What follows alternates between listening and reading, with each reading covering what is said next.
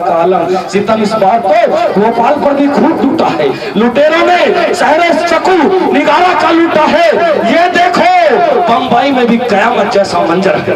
अरे कहाँ पानी वहां तो रवा, अब खूनी समंदर है। और क्या सुनोगे कानपुर, और क्या पूछते हो तुम, हमारे शहर की हालत न पूछो, रो पड़ोगे तुम। अरे हमारा क्या नहीं, यहाँ महफूज मुल्ला और पुजारी तक बरसता है लहू कश्मीर से कन्याकुमारी तक। और रहेगी इस मुल्क में हैवानियत कब तलक यूं ही खाली देखा करेगी, भला इंसानियत कब तलक यूं ही रहेंगे ये कब तलक मजहबों के नाम पर झगड़े, कभी यागाज पर झगड़े, कभी अंजाम पर झगड़े। अरे हो गुंबद मस्जिद का या मंदिर का मीनारा, ये सब इस धरती पे फिर तामीर हो जाएंगे दोबारा, मगर मरकर इंसान फिर जिंदा हो नहीं सकता। जो दामन चल गया है उसका साया हो नहीं सकता। खुदा के वास्ते अब होश में आओ दीवानो। अरे पड़ोसी का जो बच्चा है उसे अपना पिसर जानो, उठो, उठकर तासुब के चिरागों को बुझा डालो, हमेशा के लिए मजहब के झगड़ों को मिटा डालो, फिर उठा लो नौजवान वतन अमन का परचम। अरे खुशी के फूल बिखरा दो, न रह पाए कहीं कोई गम, तुम्ही को तो मिलजुल के इन काली घटाओं को हटाना है, तुम्ही को इस देश का मुकद्दर फिर जगमगाना है। साथियों मैं यही पैगाम लेकर के आपके बीच में आता हूँ और आता रहूंगा, और जब तक जीऊंगा यही बताता रहूंगा अपने समाज को, अपने साथियों को, अपने बच्चों को कि याद करो, और उस दौर को याद करो जब इसे हिंदुस्तान के तख्तो ताज में तुम बैठा करते थे। 1150 बरस तुम्हारे बुजुर्गों ने हिंदुस्तान के ऊपर हुकूमत किया है, और कैसी हुकूमत किया हमारे बुजुर्गों ने। मैं यही बात बता के आपके बीच में से रुखसती ले लूंगा। साथियों मैं वो दौर तुमको याद दिलाना चाहता हूँ। कौन सा दौर कि जब इस हिंदुस्तान के अंदर हमने 1150 बरस हुकूमत किया।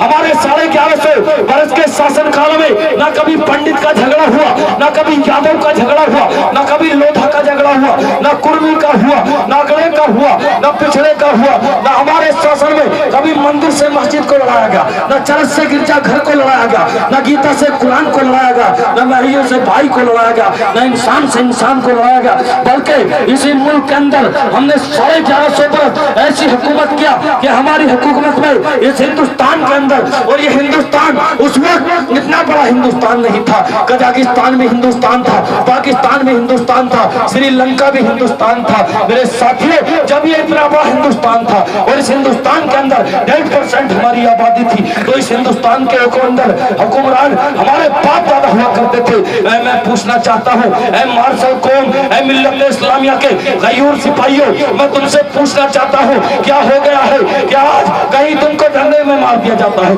कहीं तुम्हारी माँ बहन बेटियों की इज्जत आबरू के साथ खिलवाड़ किया जाता है, कहीं अल्लाह के घर को ऐलान तोड़ दिया जाता है, आज तुमको क्या होगा?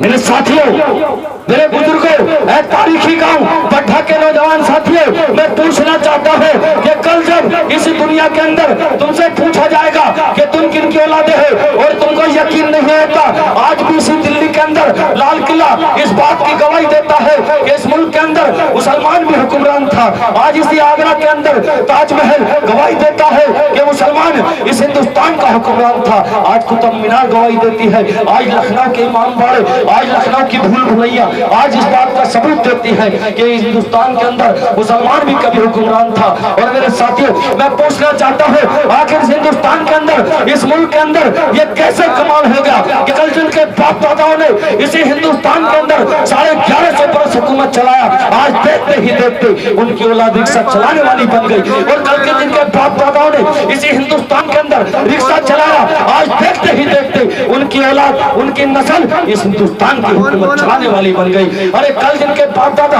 हिंदुस्तान के अंदर टीचर हुआ करते थे, आज देखते ही देखते आज इसी हिंदुस्तान के अंदर उनके बाप दादा यहाँ के टीचर बन गए। और कल जिनके बाप दादा इस हिंदुस्तान के हुक्मरान हुआ करते थे, आज देखते ही देखते उनकी नस्लें और उनके बेटे इस हिंदुस्तान में टीचर बन गए। ये कमाल कैसे हुआ? ये क्यों हुआ? ये नहीं हुआ कि हिंदुस्तान 15 अगस्त सन 1947 को ये हिंदुस्तान आजाद हो रहा था। तो आजादी के वक्त हिंदुस्तान आजाद होने से पहले इस हिंदुस्तान का एक कानून था कि जो जिसकी जितनी गर्दन काट दिया करता था उस हिंदुस्तान का हुकूमत बना दिया जाता था। जो हिंदुस्तान के अंदर तलवार के बल पे हुकूमत की जाती थी। लेकिन जब 15 अगस्त सन 1947 को ये हिंदुस्तान आजाद हुआ, इस देश का आईन बना, कानून बना, सन 50 को लागू हुआ। उसी संविधान ने चीख करके कहा, भारत में बसने वाले हिंदू, मुसलमान, सिख, ईसाई, जैन, दलित, पारसी, अगड़े पिछड़े